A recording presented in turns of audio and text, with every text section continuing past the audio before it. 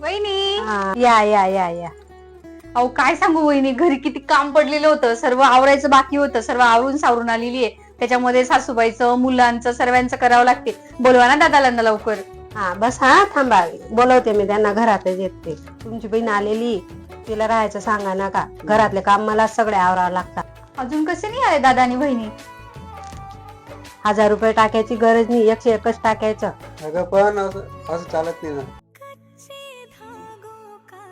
त्या मग आता तयार होऊन लवकर बाहेर.